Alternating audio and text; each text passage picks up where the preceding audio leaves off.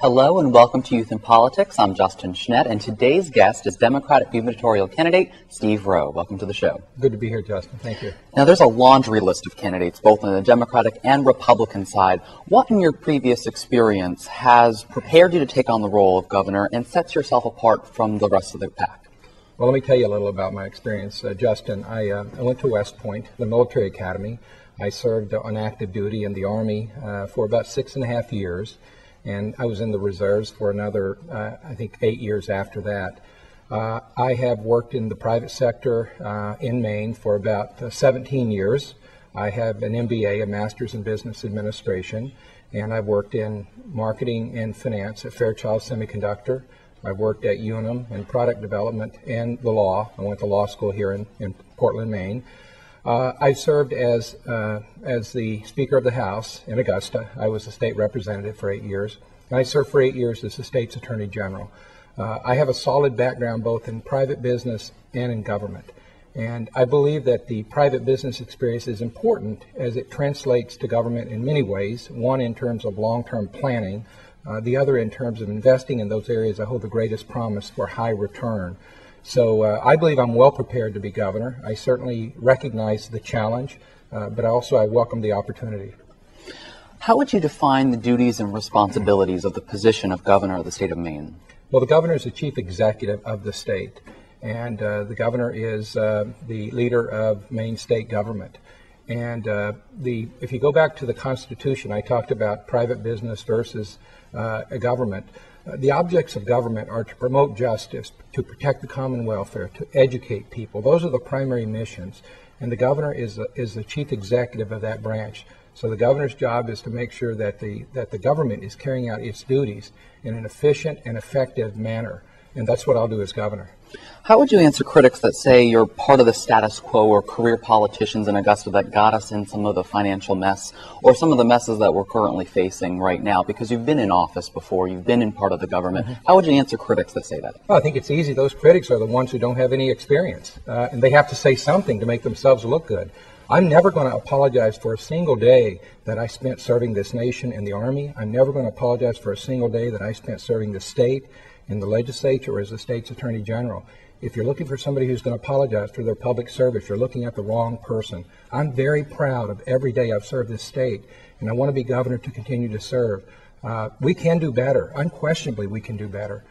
We need to create more jobs. This election is about jobs. It's about the public sector. It's about state government working with the private sector, not against the private sector, but with the private sector to facilitate an environment, a culture that encourages job creation.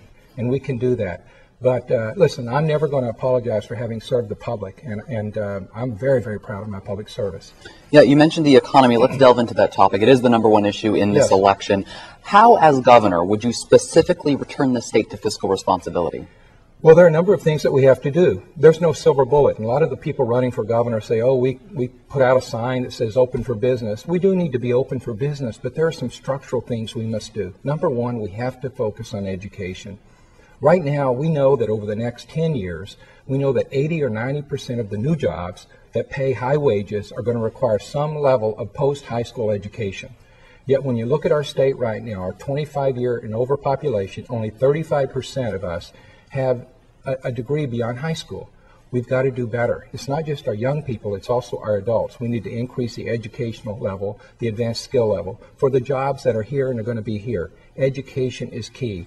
The second area is supporting small business. We have to do a better job to support small business. And that's with tax credits for new employees, that's for access to capital, that's making sure that small businesses have an advocate within the office of the governor, and they will have with this governor. The third area and the fourth area are bringing down two of the biggest structural costs that we have, and that's healthcare and energy. We've got to drive down those costs to make Maine competitive with the rest of this country and the rest of the world. And number 5 is our infrastructure. We've got to improve our transportation infrastructure and our telecommunications infrastructure. And the last thing is our natural resources and the quality of place that is Maine. We've got to preserve what's great about Maine. You know, Justin, I always say that a strong environment and a strong economy are not just compatible, they're interdependent. And that's so true in this state. Let's delve into each one of those things that you just Yes. mentioned, to specifically kind of delve into those Yes. and see how you're going to do that. You said you wanted to create a position Yes. to work with small businesses. More bureaucracy, or is it going to actually help small businesses work with the government to facilitate growth? That's the latter, of course. I mean, I'm talking about putting a small business ombudsman in the office of the governor to work with small business when they're having problems with a state agency to help facilitate the resolution of problems, of obstacles. Going to help. Because there's a lot of people out there in Maine who are like, there's too many people working for the state as it is, Yeah. and they're draining our economy. Why are we having so many people when there could be a few people working to do the same job as the many? So how would you answer people that say that? Well, I think most of them are wrong. Listen, I invite somebody to go up to Augusta and look at what state employees do. I'm not going to apologize for state employees. I'm very proud of people who work for the state. Most everyone I know who works for the state does a good job. They work hard, they're committed, and they do a good job. You know, if there's a problem with what we're doing, we need a governor to try to move things around to do things differently. For example, we spend a lot of time trying to fix problems. Most of those problems are preventable. One thing I want to do as governor is do what I call go upstream.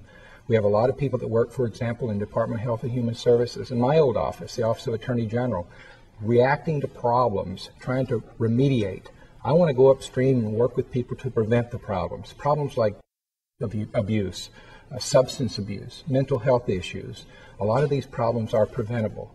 We have 17% of our students in K through 12 in the state right now, in elementary and middle schools and high schools. 17% of our students are in special ed classes, special education.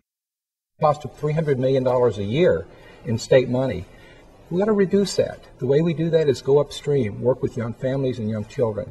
I mean, there are ways that we can change government to make it more effective and efficient, but not by criticizing the people who work. That's not the right answer. And you mentioned making government run more efficiently. Would Yes. you, as governor, take a red pen and go through each of the programs and say what could be cut or changed to not only make it run more efficiently, but save costs? And if so, what programs would you look at today to make changes in? I'd look at all of the programs. Absolutely. I think the governor needs to do that, to go through and look at. We have to have accountability. We have to make sure that every agency of state government is effective, is necessary, and is effective. But remember what I just said. If we do a better job upstream, if we do a better job helping to, what I call, create launching pads for people, we'll need less safety nets. We're a government that has a lot of safety nets catching people now, very expensive safety nets. I want to eliminate the need for those safety nets. And the only way we're going to have a strong economy is to have strong, innovative, healthy people. I mean, there's no other way. Our human resource is our most important resource. We've got to do a better job. And if we do that, we're going to see less need for a lot of the government remediation that we have now. Okay, with that, we're going to take a short break, but we'll be right back with Steve Rowe, gubernatorial candidate on the Democratic side. Don't touch that dial.